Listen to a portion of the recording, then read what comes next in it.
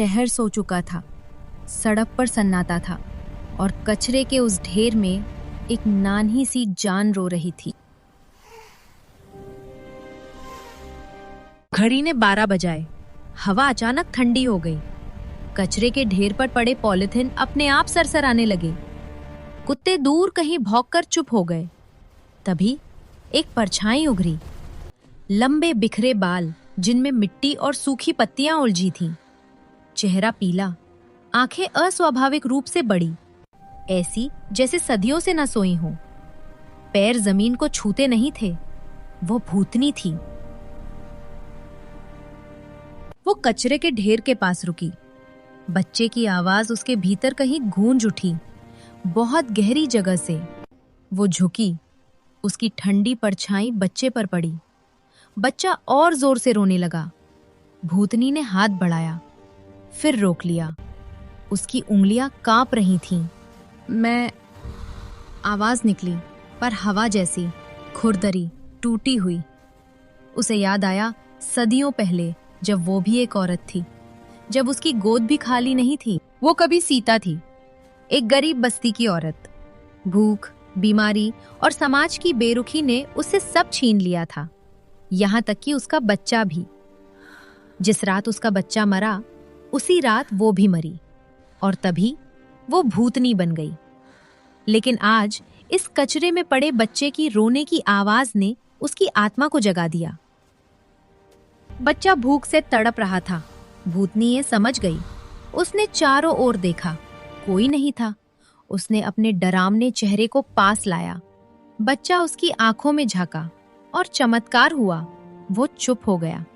शायद उसे डर नहीं लगा, शायद उसने उस चेहरे में मां की कमी देख ली थी। भूतनी के भीतर कुछ पिघल गया। उसने बच्चे को गोद में उठाया। उसकी गोद ठंडी थी, पर मकसद गरम।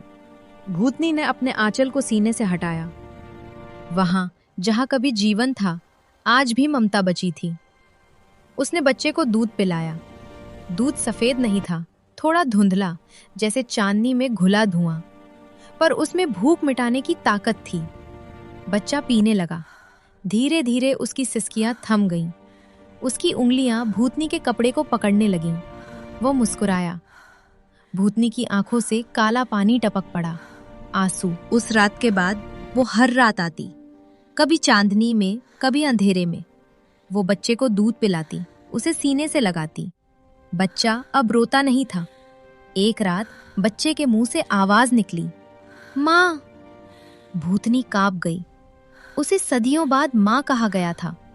उसने बच्चे को और कसकर पकड़ लिया। दिन में लोग कहते, उस इलाके में अजीब सन्नाटा है, कुत्ते नहीं जाते, हवा ठंडी हो जाती है। रात में वही लोग अगर गलती से झांक लेते तो दूर से एक डरावनी आकृति दिखती। लंबे बालों वाली भूतनी, गोद में बच्चा लिए। डर से उनकी रूह कांप जाती, पर वे नहीं जानते थे वो आकृति माँ बन चुकी थी। समय बीतने लगा। बच्चा बड़ा होने लगा।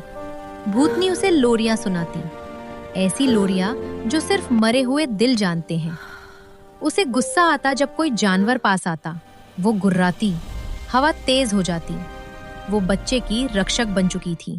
एक रात कुछ लोग आए, नगर निगम वाले। यहाँ बच्चा है, इसे अनाथालय ले चलो। भूतनी दूर से देख रही थी। उसका दिल, अगर उसे दिल कहा जाए, टूटने लगा। बच्चा रोने लगा। वो हाथ फैलाने लगा, माँ, माँ। भूतनी चीखना चाहती थी, पर आवाज नहीं निकली। अगर वो सामने आती, लोग डर से मर जाते। भूतनी ने आकाश की ओर देखा। पहली बार उसे एहसास हुआ, माँ होने का मतलब सिर्फ पास रखना नहीं, छोड़ पाना भी है। उसने आखिरी बार बच्चे को देखा, अपने आंचल से हवा भेजी, जैसे आशीर्वाद। बच्चा अचानक शांत हो गया। बच्चा अनाथालय चला गया, जिंदा रहा, पढ़ा लिखा, और उस कचरे वाली जगह पर अब भी कभी कभी रात में लोग कहते हैं, आज भी वहां एक भूतनी दिखती है, डरावनी, पर रोती हुई। क्योंकि कुछ आत्माएं डरावनी नहीं होती, बस बहुत ज्यादा माँ होती हैं।